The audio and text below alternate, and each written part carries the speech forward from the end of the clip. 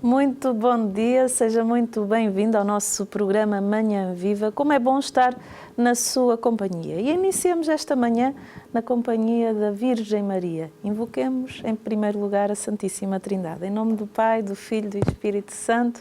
Amém. E entreguemos à Virgem Maria o nosso dia, o nosso coração, o nosso interior, para que ela possa fazer tudo na nossa vida. Monsenhor Jonas Habib, no fundador da comunidade Canção Nova, ele diz que é Maria quem tudo faz na Canção Nova, que ela possa fazer na nossa vida e nos nossos corações. Rezemos todos juntos. Ave Maria, cheia de graça, o Senhor é convosco. Bendita sois vós entre as mulheres, bendito é o fruto do vosso ventre, Jesus. Santa Maria, Mãe de Deus, rogai por nós, pecadores, agora e na hora da nossa morte. Amém. Nossa Senhora do Rosário de Fátima, rogai por nós. Em nome do Pai, do Filho e do Espírito Santo. Amém.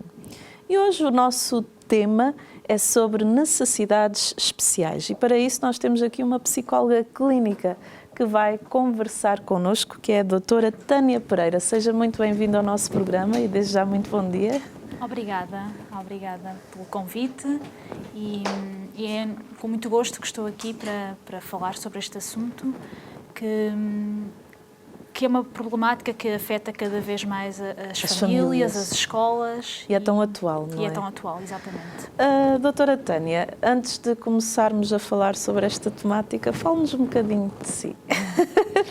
Então, eu sou a Tânia, sou natural do Minho, Sim. Sou de Barcelos, fiz toda a minha formação académica superior em Coimbra.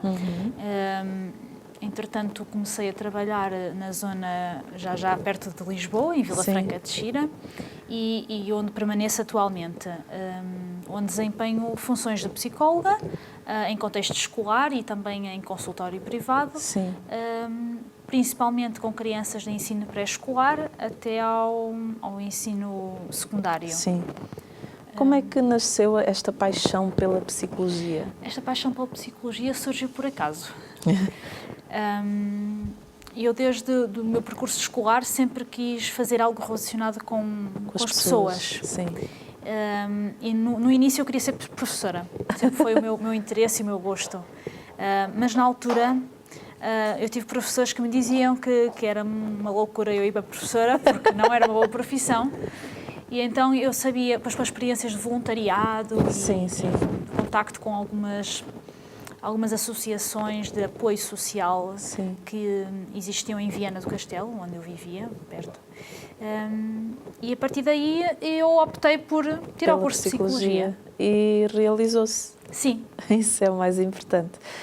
Fale-nos do que são essas necessidades educativas especiais. Muito bem.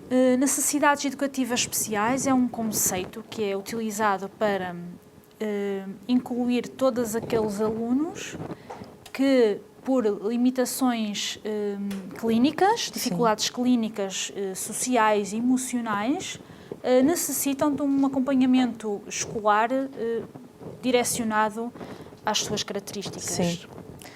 E que tipo de...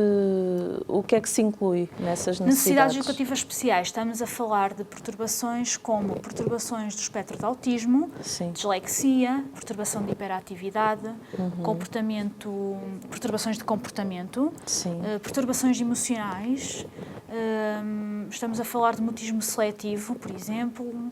Mutismo seletivo, isso é o quê? Mutismo seletivo é uma patologia que decorre de uma fragilidade emocional, onde a criança, o aluno neste caso, não tem linguagem, não tem comunicação verbal neste caso. É uma criança que, em contextos onde se sente protegida, comunica. Sim. Mas em contextos que geralmente são a família, a casa, não é? Mas que fora disso, escola, etc., não consegue estabelecer uma linguagem verbal. A importância da comunicação dos pais quando têm uma criança com este tipo de necessidades? Os pais são... Eu costumo dizer que, quando eu conheço uma criança que vamos começar um acompanhamento, e os pais são logo, de imediato, os primeiros as primeiras pessoas a quem recorremos, porque, primeiro que tudo, são os pais, são Claro, os tutores legais. Exato. Depois, porque uma criança, o primeiro contexto onde ela nasceu e cresceu é a família. Sim. E depois os pais são aquelas figuras protetoras. E é muito importante o trabalho que se faz dentro de uma escola ou dentro de uma sessão de intervenção especializada tenha uma continuidade fora daí.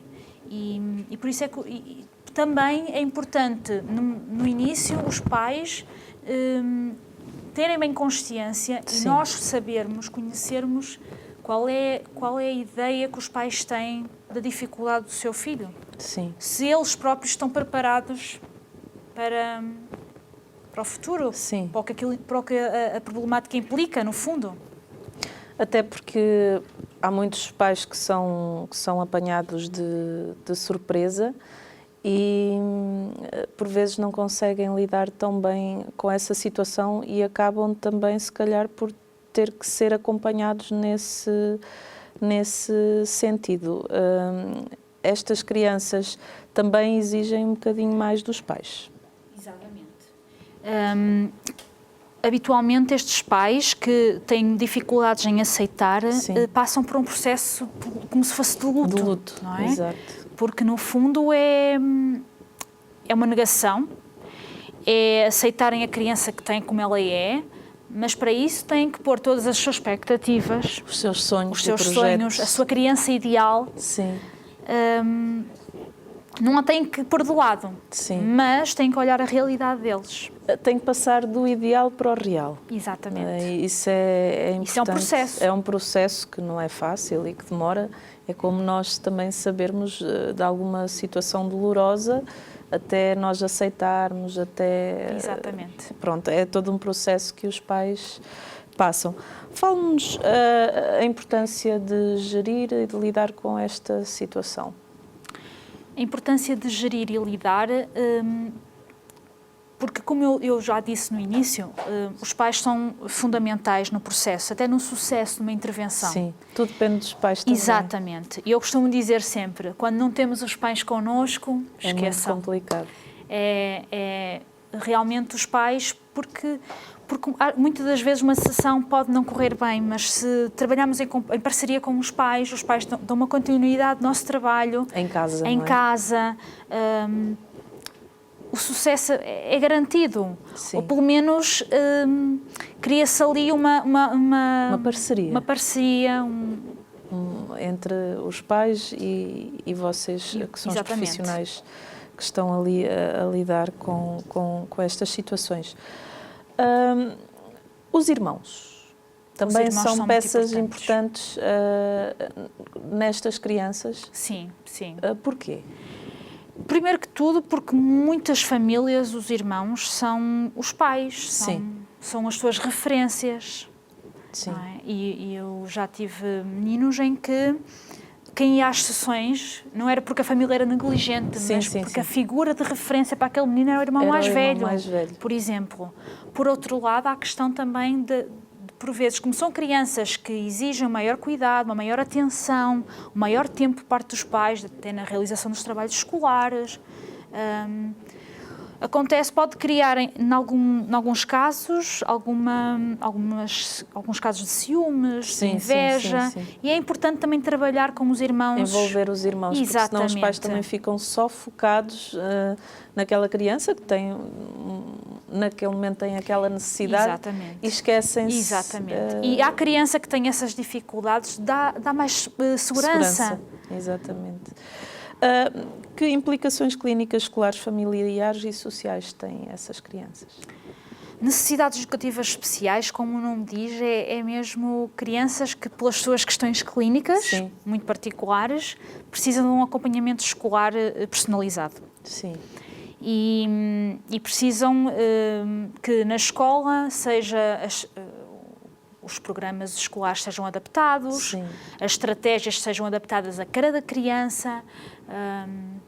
Em termos sociais, há um grande impacto. Por causa da discriminação. Exatamente. Porque ainda há o estigma social. E E por isso, mais uma vez, os pais são importantes, porque se os pais estiverem determinados a fazer o melhor pelos filhos, sim, eles conseguem tudo. nas escolas já há essa adesão? Já, mas ainda há um longo trabalho ainda para fazer, porque ainda há pais que ainda não... É tal questão, ainda têm os ideais, a criança de sonho que eles tinham. Sim. No contexto escolar, como é que os pais com crianças com necessidades deste tipo podem colaborar? Em contexto escolar, podem colaborar com... Em contexto escolar, há as crianças sem qualquer problemática, à partida, as ditas normais, mas depois há as crianças que têm necessidades educativas especiais, que podem, como eu disse, dislexia, hiperatividade, descalculia, por aí fora. E, no fundo... Como é que os pais podem colaborar com, por exemplo, o encarregado de educação a ser mais presente, estar mais junto dos professores, por exemplo, e acompanhar o filho? Em muitas escolas até habitualmente escolhem sabem que há na turma uma criança com necessidades educativas especiais, uma deficiência física, visual, e até fazem questão de escolher esse pai para representante dos pais, uma forma de sensibilizar a comunidade para a diferença e porque tem uma perspectiva diferente. Um pai que tem um filho com necessidades educativas especiais tem sempre uma perspectiva diferente, vivências diferentes. E que pode ajudar a comunidade também. Exatamente, a crescer. E que isso é importante. E também há esse envolvimento dos pais com os meninos das turmas? Não. Deveria haver. Deveria haver. Mas não há um envolvimento direto. Sim. Mas por isso é que a escola inclusiva ainda está em construção. Sim. Isto é devagarinho, também não podemos exigir tudo, mas devagarinho, e com certeza já tiveram muitas vitórias que se calhar há uns tempos atrás nem se ouvia falar. Então não podemos também estar sempre a exigir, temos que ver aquilo que já conseguimos, e aquilo que conseguimos é muito bom, e isso é o mais importante.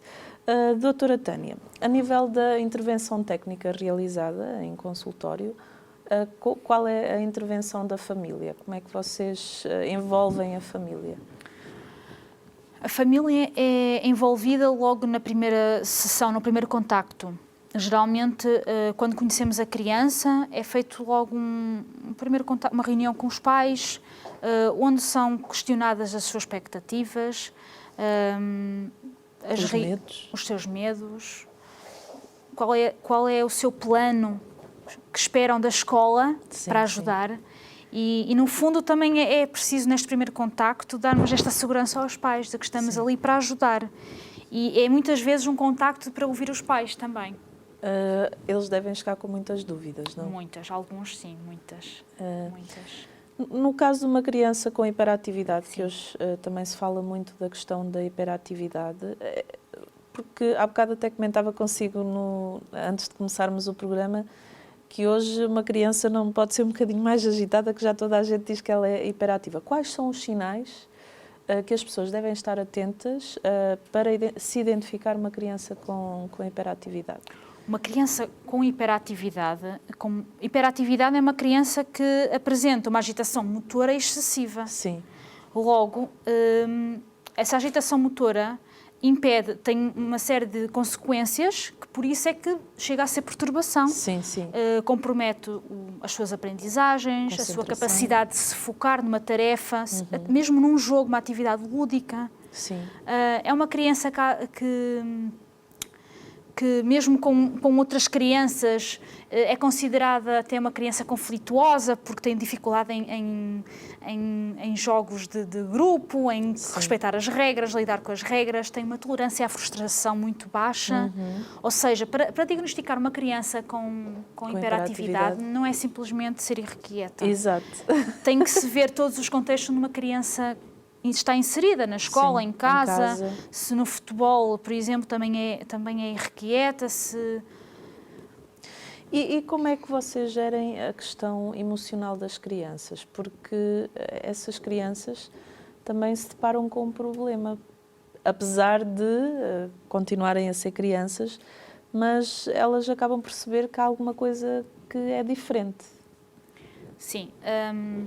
Quando é elaborado um plano de intervenção para cada criança, antes de focarmos naquilo que nos parâmetros das suas problemáticas que queremos intervir, é muito importante percebermos se a criança tem consciência das suas reais dificuldades. Que às vezes não tem também. E a autoestima entra aí. Porque uma criança que não se aceita, que tem uma recusa total, por exemplo, uma criança com dificuldades de aprender a ler. Sim, sim. Uma criança com dificuldades de aprender a ler percebe, à partida, que muitas vezes que é diferente dos outros. E à medida que vai crescendo, pior ainda. Sim. Porquê? Porque é deparada perante uma turma que já consegue ler, e eles ainda leem mais devagar ou com muitos erros. E é muito importante trabalhar as questões emocionais por aí. A questão da diferença, da aceitação. E acabam que essas crianças, os meninos acabam por gozar com elas, não é? Às vezes. Sim, sim. E a autoestima, ela acaba por diminuir. Sim. Por isso a intervenção precoce, que muito se fala, é mesmo muito importante, faz toda a diferença. Uma intervenção logo de início. Sim. E envolver a turma, sim, os colegas, é muito importante nesse sentido. Aqui é importante a presença dos pais, esta atenção, esta observação dos filhos nestes primeiros tempos, mas também dos professores em termos de sala de aula. Sim. Porque, pronto, agora não sei como é que acontece, mas há uns bons anos atrás até os professores colocavam às vezes esse aluno de parte, mas dos professores terem esse olhar e pensarem assim, estamos aqui perante uma situação, um problema, sim, não é? Nos tempos de hoje os professores estão mais sensibilizados, sim, sim, sim. E há uns anos atrás temos que ver que a educação inclusiva, exatamente, a escola era diferente, sim, sim. Não havia, este termo de necessidades educativas especiais é muito recente, sim, em Portugal. Sim, sim, sim. E só a partir daí, foi da década de 70, em que Portugal se começou a olhar para crianças com dificuldades de aprendizagem com outros olhos, que realmente elas não aprendem como é esperado. Sim. Fale-nos um bocadinho de cada uma das patologias, das mais conhecidas, da questão da hiperatividade já falou, agora da questão da dislexia, como é que os pais lá em casa que têm filhos mais pequenos podem ficar atentos quais são os sinais, a questão do autismo também, falávamos aqui até antes do programa começar, até me disse que agora tem muitas crianças com autismo. Fale-nos para que as pessoas lá em casa que nos estão a ver neste momento não é ficar com medo, pelo amor de Deus, não é isso que nós queremos gerar, mas ter esta sensibilidade e esta atenção aos filhos de forma a se estamos perante uma situação, um problema e já começar a atuar agora, porque às vezes as coisas podiam ser de outra forma se houvesse um bocadinho mais de observação e um bocadinho mais de atenção aos sinais. Exatamente. Quando uma criança com dislexia, por exemplo, pode ter dificuldades de aprendizagem, não significa que ela é uma criança considerada com necessidades educativas especiais. Porquê? Sim. Porque, por exemplo, vem de um sistema familiar que esteve atento. Logo de início da sua escolarização percebeu que tinha ali a criança já dava sinais que algo não estava bem. Não conseguiu aprender a ler. Na educação pré-escolar, por exemplo, as dificuldades de consciência fonológica, a questão da apreensão do lápis, da motricidade, que na dislexia é muito... São pais que começaram desde cedo a verificar que algo não estava bem. Quando se intervenciona com essas crianças logo desde início, são crianças que podem ter um percurso escolar normativo. Sim, sim, sim. E nem precisam de grandes adaptações escolares. Aliás, eu tive uma colega minha que era disléxica e ela era uma excelente aluna, muito boa aluna, mas os pais detectaram logo no início. Então aí foi a diferença e já foi há uns anitos. Exatamente. Habitualmente, acontece é que muitas crianças são diagnosticadas com dislexia já quase no fim do primeiro ciclo. Pois, aí é mais complicado. Exatamente, porque há uma idade para ler, há uma idade para fazer cada aprendizagem. Exato.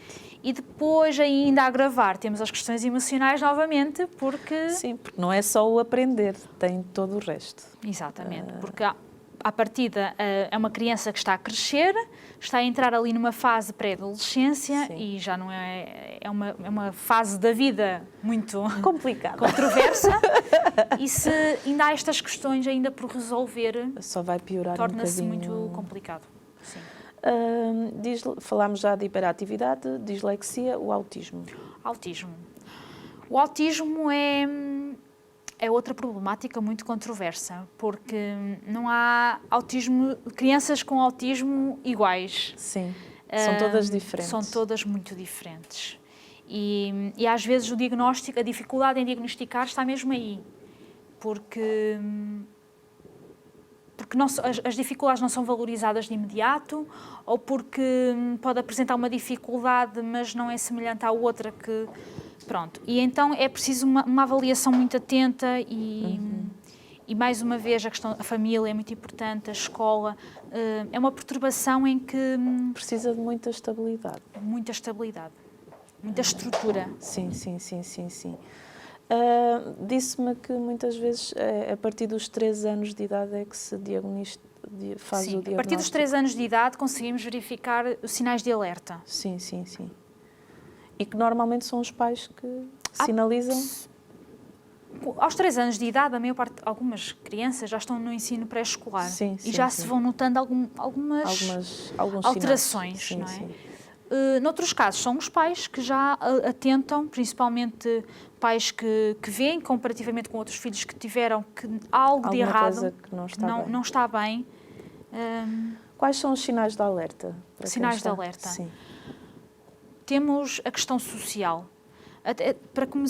Antes de dizer os sinais de alerta, para ajudar a enquadrar, o autismo pode ser analisado em vários domínios. No domínio cognitivo, no domínio comportamental, emocional, no domínio social e na linguagem ou comunicação.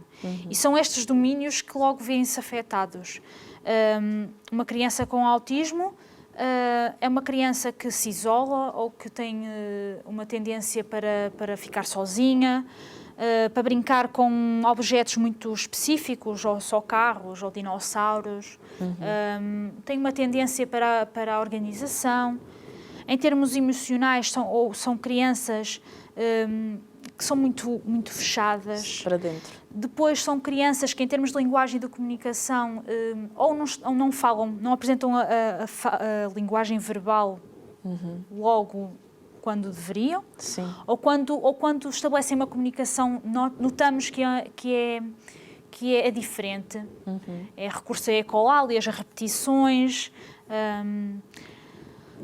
Em termos cognitivos, também, nem todos, mas o autismo pode estar associado a alterações cognitivas. Sim. E acho que já falei de todas os domínios. Eu até conheço um casal que é da comunidade, tem um filho autista e aquilo fez direito. É muito interessante como existem vários níveis de autismo. E... Não existe... O autismo é só é o espectro do autismo. Sim. Existe várias... podemos dizer que o autismo pode-se verificar, demonstrar em graus de gravidade diferentes. As intensidades. Exatamente. E o grau de gravidade aumenta quanto mais uma criança necessitar de suporte na sua vida. Sim. Quanto mais uma criança precisar para ser funcional e autónoma ao longo da sua vida, mais ela precisar de suporte, mais grave é o autismo. E chegamos ao fim da primeira parte do nosso programa. Acredito que está a ser um programa muito esclarecedor para muitas pessoas que nos estão a acompanhar. vamos para um brevíssimo intervalo e já voltamos. Até já.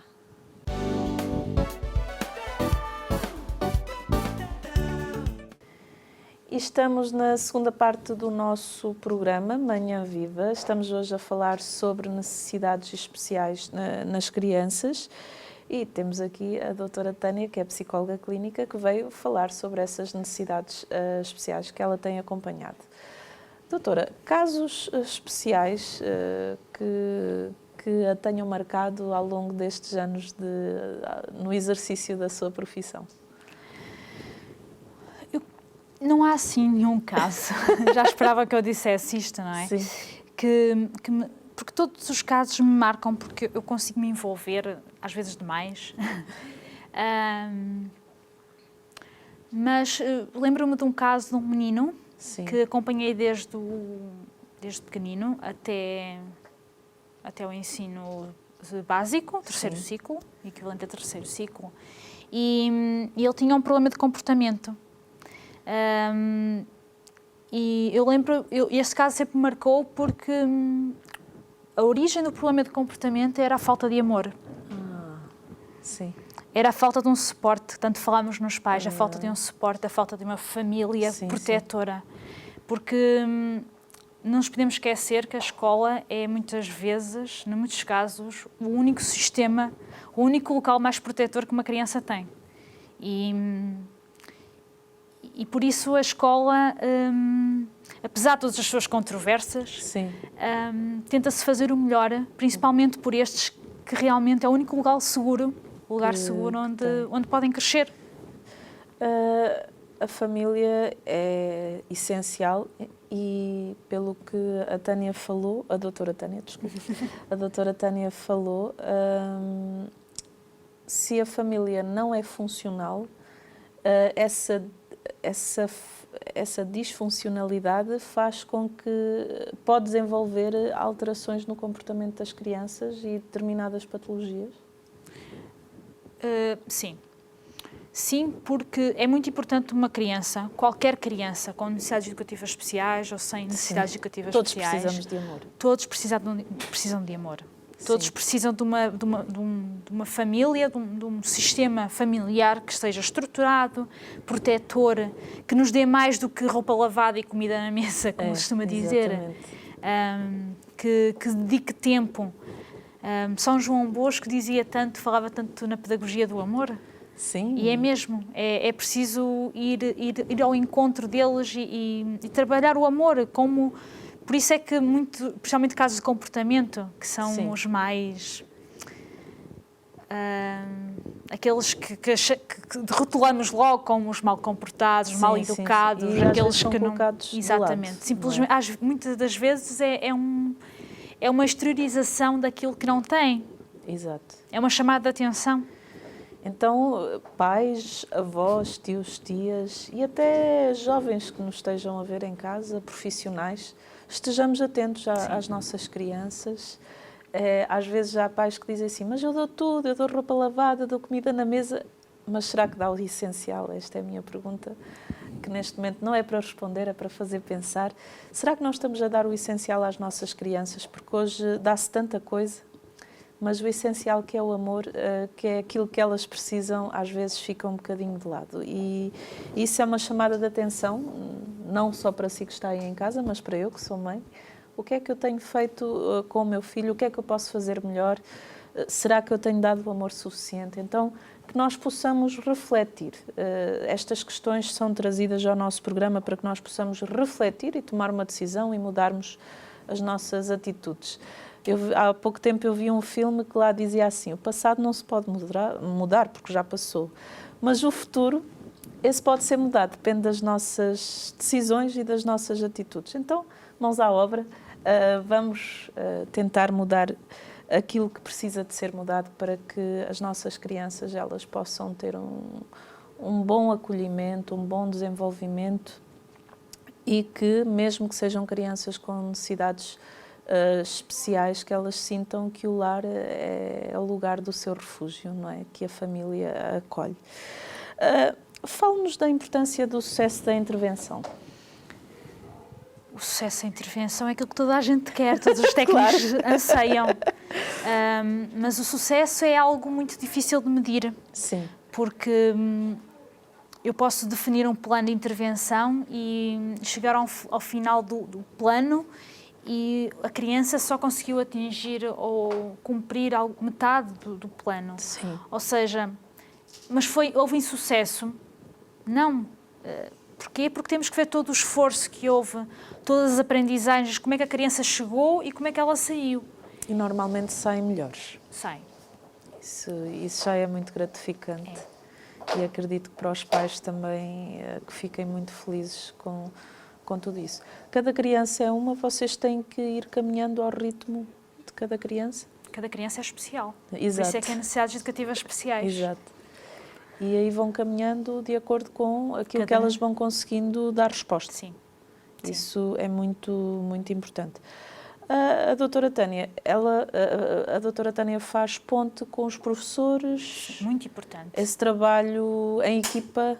Muito importante. Temos muito os importante. pais, temos os professores, tem mais alguém que entre... Estávamos há pouco a falar das questões emocionais, da turma, dos colegas. Sim. Os professores e a turma entram mesmo aí, porque é muito importante esta comunicação. Para haver um sucesso de intervenção, tem que haver todas estas partes envolvidas. Para que também fique bem consolidado, para que haja realmente uma mais-valia para o futuro daquela criança. E quando há essa intervenção na turma, a turma consegue, normalmente as turmas conseguem e envolvem-se. As crianças são solidárias. São. Isso é muito bonito. Mais do que os adultos. As crianças conseguem perceber as necessidades porque elas sentem. Elas têm tem qualquer uma coisa compaixão. Neles. É, exatamente, uma compaixão de diferente. Porque é que é importante para um profissional, no caso da doutora Tânia, gerir as emoções? Por uma questão de saúde mental. Sim, claro. Também. Saúde mental e porque muitas vezes nós também colocamos para nós metas a atingir para aquela criança e muitas vezes não conseguimos. E por isso também é importante nós, técnicos, percebermos que se calhar não é por ali, é por outra via. Sim. E muitas vezes vem a frustração também. Claro. Mas, como dizia há pouco, é um caminho que vão trilhando. Com as famílias, fale-nos um bocadinho também do processo que os familiares vão vivendo, principalmente aqueles que não têm noção nenhuma daquilo que são as necessidades educativas especiais. Dificuldades são tantas. Quando estas famílias que não têm conhecimento, primeiro que tudo, as crianças que saem da casa delas não vêm educadas para olhar para o outro como diferente. Sim, isso é. E depois, quando a diferença às vezes lhes bate à porta, é tudo apanhado de surpresa. Ou então há uma negação tão grande que temos que começar por trabalhar por aí. Noutros casos, então, é a família são famílias que também ajudam, que no fundo que fomentam até para compensar, no caso de crianças que têm um sistema familiar que não é tão protetor, que não os potencializa. Por vezes temos que recorrer a outros colegas, outros amigos, outras famílias que ajudem. Sim, e que auxiliem essa Exatamente. família. Por outro lado, também tem famílias muito ativas e que se envolvem muito. Isso é extremamente positivo. Fale-nos um bocadinho dessas famílias também que se vão envolvendo e que ajudam no processo. Como é que uma família pode ajudar nesse processo de desenvolvimento? Primeiro que tudo, na sensibilização.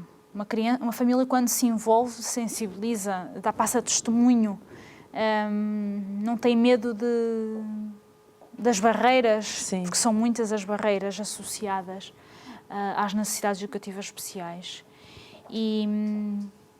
E passa por esta confiança que depois é passada para a criança, esta Sim. segurança, que é muito importante. Pois, porque se os pais estão inseguros, a criança vai logo notar e vai ser mais complicado. Se calhar, às vezes, vocês até têm que começar, em primeiro lugar, pelos pais. Exatamente.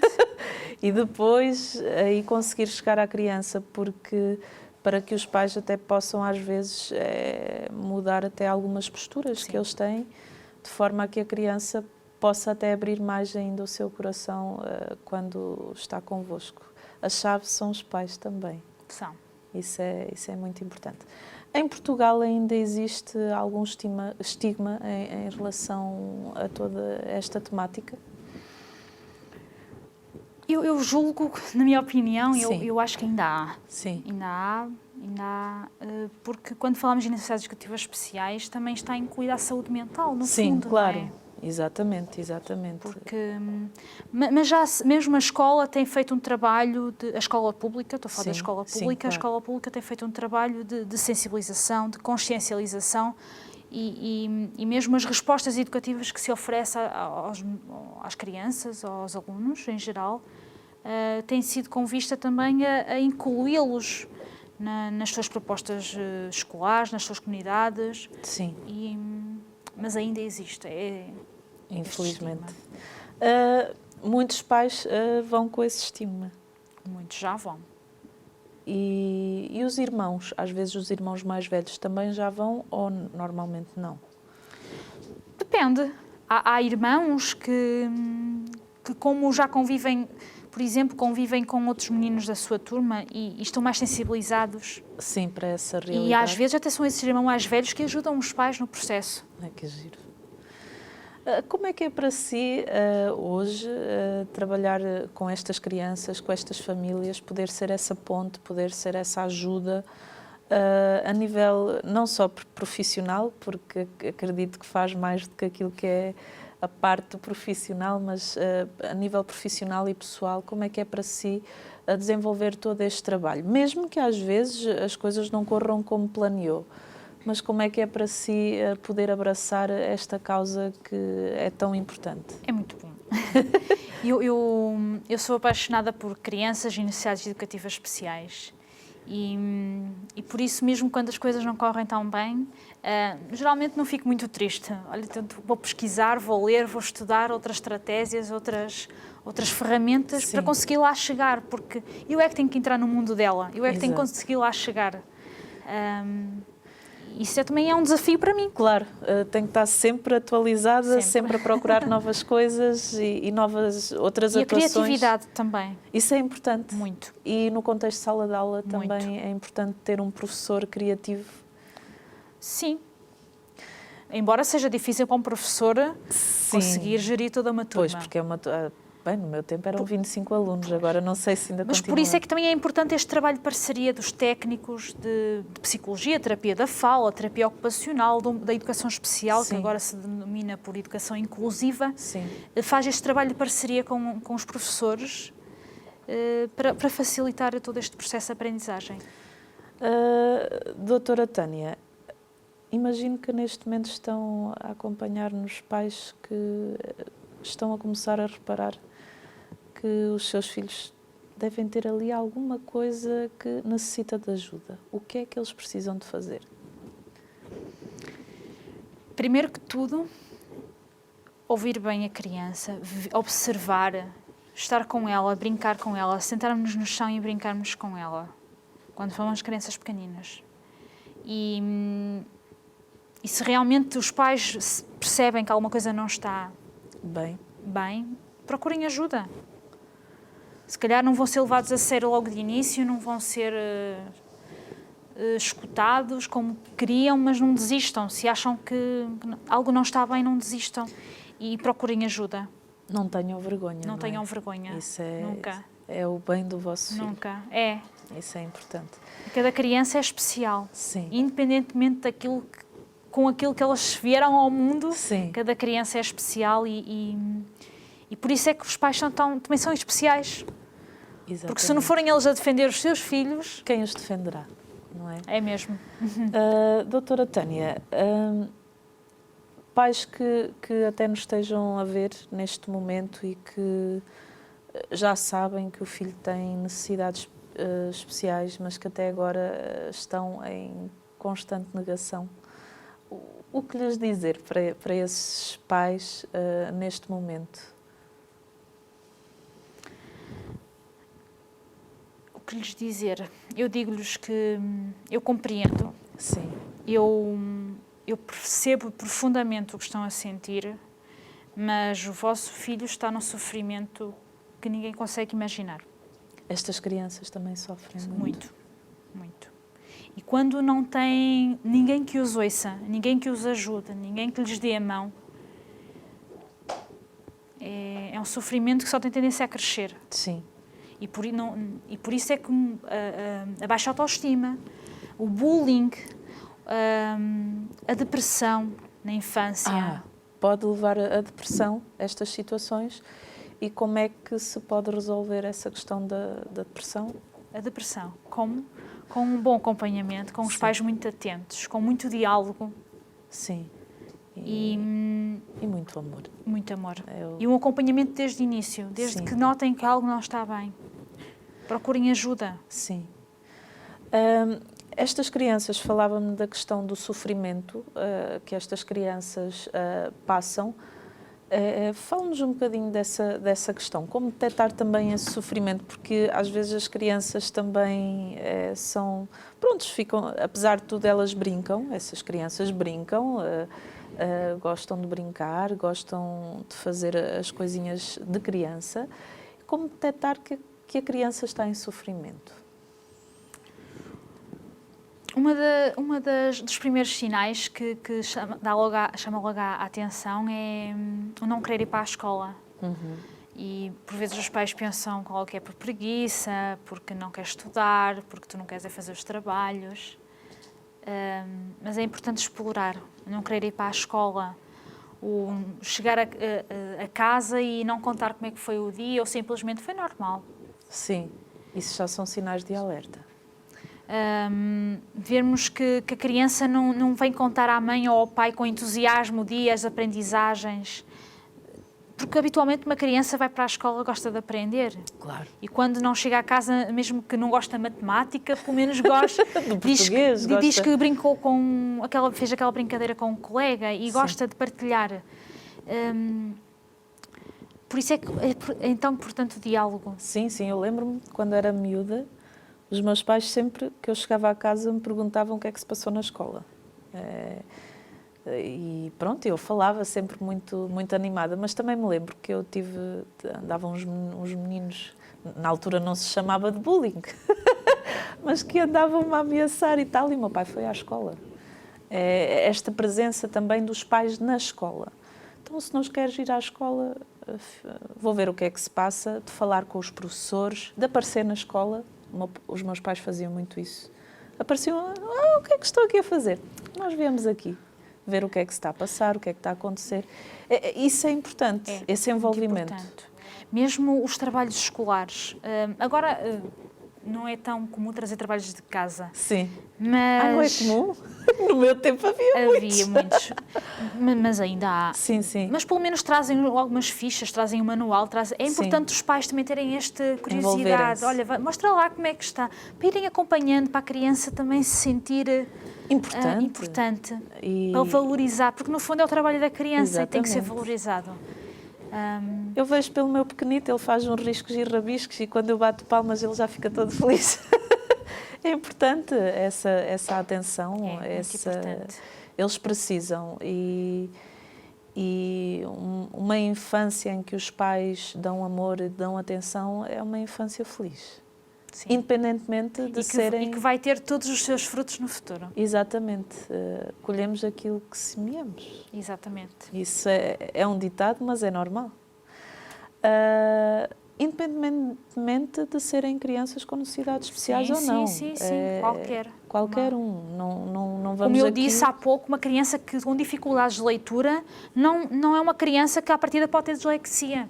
Pode ter uma dificuldade. Pode ter uma dificuldade e que se calhar precisa mais de uma maior presença, de uma maior vigilância, de um maior apoio nas suas dificuldades. Exato, exatamente. Por isso daí a importância de estarmos atentos e não delegarmos tudo na escola. Agora é que falou tudo, a Tânia. É importante não delegarmos tudo na escola. Não, porque... é importante. É importante, até agora com esta questão dos telemóveis e tudo, que nós ficamos muito naquilo que é virtual e aquilo que é real, que está ali à nossa frente, às vezes passa-nos um bocadinho ao lado. Então, pais, mães, avós, tios, tias, tenham atenção a essa questão de estarem com os vossos filhos. Eu, quando chego a casa, não sou exemplo para ninguém, também tenho os meus defeitos, mas quando eu chego a casa, eu dedico o tempo ao meu pequenino, porque estivemos o dia todo inteiro sem o ver. Se nós daí vamos estar no telemóvel ou na televisão, ou seja, no que for, não lhe vamos dar atenção, aí estamos a negligenciar todo o processo de desenvolvimento e todo o processo de amor e carinho que ele merece e toda a atenção que ele merece, não é, doutora Tânia? Sim. Isso é muito importante, chamar a atenção dos pais. Passar tempo de qualidade com os filhos. Exatamente. Passar tempo de qualidade. E é mais do que comprar os ténis de marca, comprar o último jogo, dar-lhe o telemóvel. Claro que é muito mais fácil dar o telemóvel para fazer um jogo, um tablet. Mas sair para uma praia, passear na areia, brincar... Sentar-se no chão, ali na sala com ele, dar umas boas gargalhadas. Exatamente. É o que eles precisam hoje. Doutora Tânia, a questão da espiritualidade e da psicologia, isso é importante? É, muito importante. Porquê? Muito importante porque... Como há pouco falávamos nas questões emocionais e quando educamos crianças com emocionalmente saudáveis, sim, podemos implicar a espiritualidade. Sim. Não é? Porque há pouco eu falava no São João Bosco, não é? Sim, sim. Que é muito caro para a Canção Nova, nós somos família salesiana. Pois. E São João Bosco foi o exemplo de um educador, um pedagogo que conciliou a espiritualidade com a educação. E os frutos estão aí. E os frutos estão aí. Porque os pais, há pouco dizíamos, não delegar tudo na escola. A família, os pais, são mais do que vestir, dar de comer, do que vigiar se ele faz os trabalhos de casa, se ele aprendeu a leitura do texto. Sim. É mais do que isso, é importante a transmissão de valores. E essa parte da espiritualidade são os pais que transmitem, não é? Sim. Isso é porque é o primeiro importante. contexto. É o primeiro contexto. A primeira socialização dá-se com os pais. E isso é muito importante, doutora Tânia.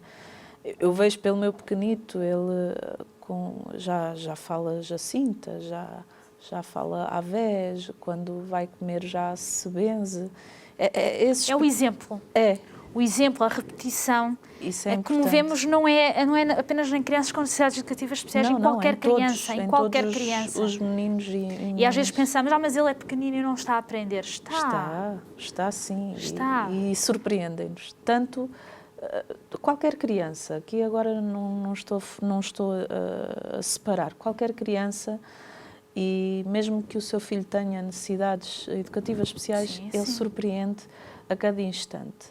Tudo depende de si, de se deixar ser surpreendido. Isso também é muito uma importante. questão que colocam muito é, crianças com necessidades educativas especiais, o autismo, por exemplo, podem ir à catequese? Claro que pode. Claro que podem. Não é? Isso... E só enriquece um grupo. Claro, e ajuda a lidar com aquilo que e até ajuda a própria criança nas suas dificuldades, nas suas características da sua perturbação. Tem aqui uma creche que é de umas irmãs que se chama o Bom Samaritano, e que elas têm umas meninas que têm algumas deficiências, não é? E os meninos da creche que estão lá têm contacto com essas meninas para já ter esse contacto com o diferente. Eu acho que é muito importante, porque vai criando uma sensibilidade, um respeito e o saber lidar com essas crianças de uma forma natural e normal. Sim. Não, tu és diferente, ponho-te de lado, és descartável, não presta. Não, mas com respeito. Não, é uma vida que está aqui, não consegue fazer o que eu consigo, mas consegue fazer outras coisas que se calhar eu não conseguiria. Exatamente. E é essa visão que nós temos que ter, doutora Tânia. Sim, sim. Os pais são fundamentais. Doutora Tânia, o nosso programa está mesmo a chegar ao fim. Uma mensagem final para quem nos acompanha. Mensagem final. Pais, estejam com as crianças, estejam com os vossos filhos, brinquem muito, aproveitem a infância enquanto podem.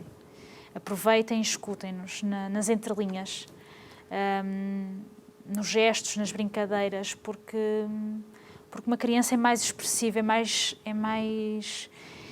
sentimental do que aquilo que nós pensamos que é. E é capaz também de nos ensinar a nós adultos. Por isso também, quando algo vemos que não está de acordo com o que é esperado para a idade do nosso filho, procuremos ajuda, não tenhamos medo. Nem deixemos as coisas avançarem. Exatamente. Por vergonha, porque isso não... Lembre-se que é o seu filho, tem que cuidar dele. Essa é a parte que nos cabe e não é da escola. A escola é a parte formativa na realidade. Doutora Tânia, muito obrigada pela sua presença no nosso programa e desejo-lhe tudo aquilo que possa imaginar para a realização da sua profissão, porque o trabalho que faz é fantástico, é magnífico, e que Deus também a vá acompanhando nessas suas lutas, que acredito que vai tendo os seus desafios diários. Muito obrigada. E força, continue firme e forte. Como diz o nosso fundador, aguente firme e continuo a desenvolver este trabalho tanto com as crianças como com os pais, que eu acho que nos tempos que correm é extremamente importante. E assim, desejo-lhe a continuação de um bom dia. Continua a acompanhar a nossa programação. Até ao próximo programa, se Deus quiser.